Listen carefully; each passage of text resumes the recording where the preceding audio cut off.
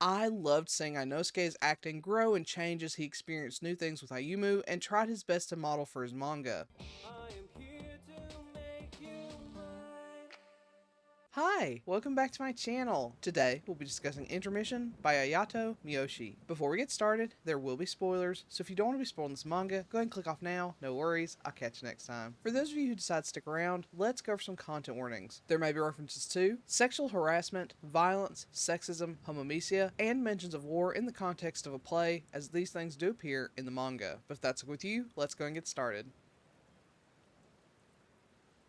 Inosuke Nishi is an Onnagata, a male actor who plays female roles within the art form of kabuki theater. He has been raised in this art form, and his whole life has revolved around training and preparing him to perform within it. But though Inosuke has been acting and performing for a while, he's hit a slump. None of the feedback he's received has been great, and his life outside of his art hasn't been doing so well either. Due to a violent interaction Inosuke had with another high school student who sexually harassed him, he was suspended and unable to graduate. This leaves him somewhat lost and listless over everything. But things are a bit disrupted when a new transfer student comes in. The new guy, Ayumu Minorikawa, doesn't seem like anyone special, but he does have a weird fixation on Inosuke that Inosuke assumes has to do with how pretty he is. Ayumu's obsession isn't just skin deep, however, and Ayumu just might be the key to Inosuke's artistic slump.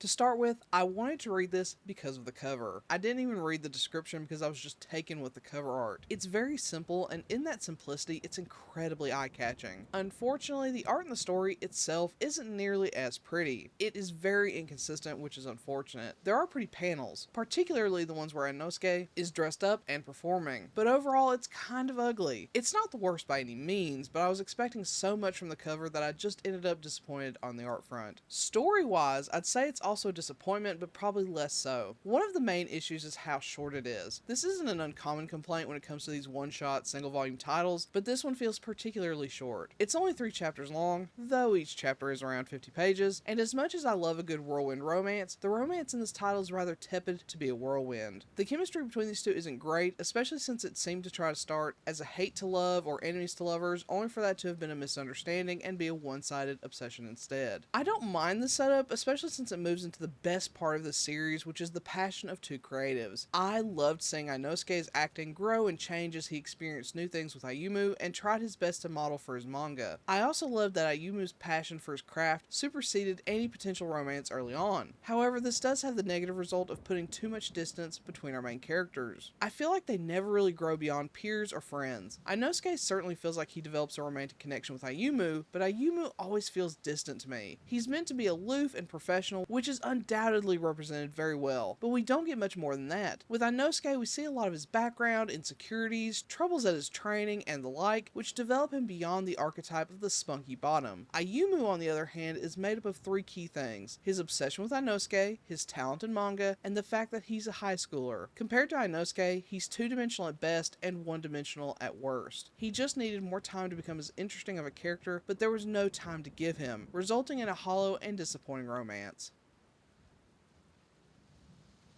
With all that being said, this was unfortunate. I feel like I've been on a losing streak in one-shot manga lately, and this is no exception. I liked both characters at a cursory glance, but this ended up being very one-sided on the development front. Inosuke gets all the care and attention, leaving Ayumu to be a husk of a character. This desperately needed more time, so both had the time to develop what they needed, and as a result, make the romance more believable and enjoyable. I wouldn't recommend this one. So, have you read Intermission? If so, what do you think? Do you agree with my assessment? Do you not? Let me know in the comment below. Otherwise, I'll catch you next time. Bye!